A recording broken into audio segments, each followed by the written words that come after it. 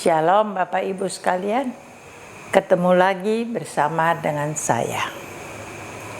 Saya hari ini mau bercerita bahwa banyak kali kita ketika dengar firman Tuhan, ketika dengar teguran, ketika dengar kesaksian, ketika dengar apapun, kita punya niat, kita punya keinginan bahwa kita mau berubah. Kita kepengen hati kita berubah, pikiran kita berubah, karakter kita berubah. Kita pengen kita berubah menjadi lebih baik, dan lebih baik. Keinginan itu ada, timbul, dan betul-betul ingin berubah.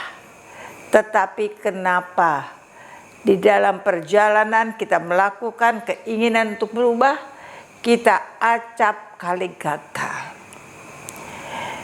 Ketika kita mengalami satu persoalan, maka kita tidak jadi berubah. Kegagalan ada.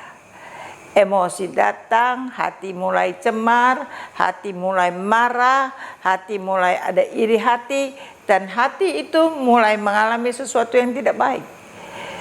Ketika hati kita mulai nggak nyaman, maka pikiran kita pun berubah. Punya pikiran untuk membalas, punya pikiran untuk melakukan yang buruk, punya pikiran yang semuanya nggak baik. Kenapa itu akan terjadi? Dan kalau itu terjadi, itu nggak heran, itu biasa aja. Sebab firman Tuhan berkata bahwa roh itu penurut. Roh saudara, roh saya, roh kita itu penurut. Tetapi daging kita lemah. Daging kita lemah, kedagingan kita lemah. Kadang-kadang kenapa kita emosi? Karena kita nggak punya penguasaan diri. Daging kita melemah ketika kita tersinggung, ketika kita dihina orang, ketika kita mengalami kecewa, maka daging itu lemah. Maka hati dan pikiran itu tidak lagi bisa maju, berubah menjadi lebih baik, tetapi mundur ke belakang. Memikirkan yang buruk, memikirkan untuk membalas, hati dengan marah, dengan kecewa, dengan emosi. Itu sebabnya saudara, kalau kita sendiri dengan kekuatan kita manusia, kita tidak akan bisa berubah. Kita bisa berubah apabila kita minta Tuhan tolong saya. Tuhan pegang tangan saya, tuntun langkah saya. Tuhan biarkan roh kebenaran itu, roh Tuhan ada bersama dengan saya. Bukan hanya Tuhan memegang tangan saya, bukan hanya Tuhan menuntun langkah saya, tetapi roh Tuhan ada bersama dengan saya. Dan seluruh hidup saya, roh yang ada di dalam tubuh saya dikuasai oleh roh Tuhan.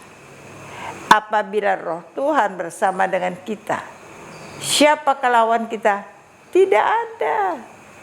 Pencuri itu tidak akan bisa datang ke dalam kehidupan kita. Pencuri itu tidak akan bisa datang mencuri damai sejahtera kita, mencuri sukacita kita, mencuri hati dan pikiran kita yang selalu pengen positif, pengen berubah menjadi baik, menjadi lebih baik. Dan pencuri itu tidak akan bisa masuk karena roh Tuhan ada bersama dengan kita.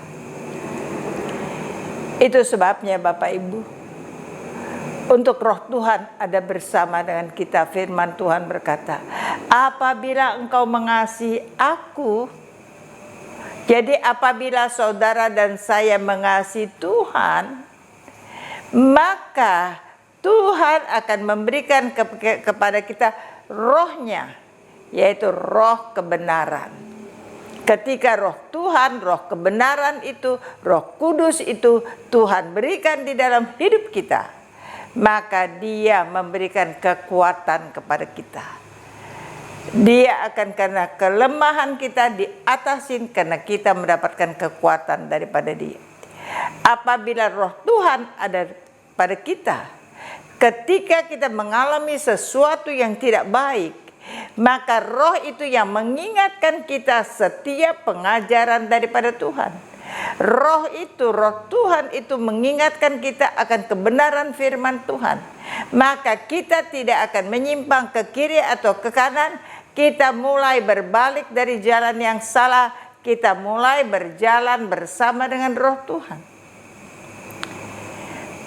Bapak, Ibu, saudara-saudara sekalian, karena Roh Tuhan itu bersama dengan kita dan kita mengasihi Dia, maka Dia berikan kepada kita kuasa, otoritas. Kuasa Tuhan ada pada kita, otoritas Tuhan ada pada kita, hikmat Tuhan.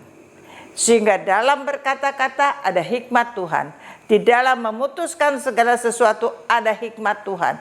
Hikmat Tuhan menyertai kita dengan pengurapan yang datang daripada Dia. Oleh karena itu, saudara, kita punya penguasaan diri. Ketika kecewa, Tuhan hibur kita. Kita tidak jadi putus asa dan kita berpegang. Tuhan selalu ingatkan akan firman Tuhan. Maka kita tahu apapun yang terjadi di dalam hidup kita, kita tidak akan pernah menyerah. Sebab kita tahu selama masih ada Tuhan, pasti ada pengharapan. Ketika ada pengharapan itu, kita bawa di hadapan Tuhan, bersama dengan Tuhan, kita pasti keluar sebagai pemenang. Bagaimana caranya itu urusan Tuhan. Tetapi satu hal yang pasti, Tuhan sanggup melakukan jauh lebih daripada apa yang kita pikirkan. Bapak, Ibu, saudara-saudara, sekarang kita paham kenapa ketika kita pengen berubah menjadi baik, hati yang baik, pikiran yang baik, karakter yang baik, kita bisa gagal, yaitu bukan karena firman Tuhan berkata roh itu penurut, tetapi daging itu lemah. Untuk daging kita bisa kuat untuk memenangkan untuk mengalahkan kedagingan itu, untuk boleh roh kita yang menang, maka dibutuhkan roh Tuhan yang ada di dalam hidup kita. Itu sebabnya Bapak, Ibu, saudara-saudara, yang pengen perubahannya itu berhasil, tidak gagal, cuma satu caranya, angkat tanganmu di hadapan Tuhan. Katakan, Tuhan, biarlah rohmu menyertai aku. Sehingga ketika roh Tuhan ada di dalam hidup kita, roh Tuhan pasti lebih besar daripada roh apapun di dunia ini. Disitulah kita tidak akan gagal lagi. Dan kita akan berhasil selangkah demi selangkah bersama dengan Tuhan di dalam kebenarannya. Ayo Bapak Ibu sekalian, bulatkan hati. Kuatkan tekad. Kita mengasihi Tuhan dan minta kepada Tuhan agar roh Dia, roh kebenaran itu menyertai kita sepanjang hidup kita. Yang mau melakukannya bersama-sama dengan saya katakan amin.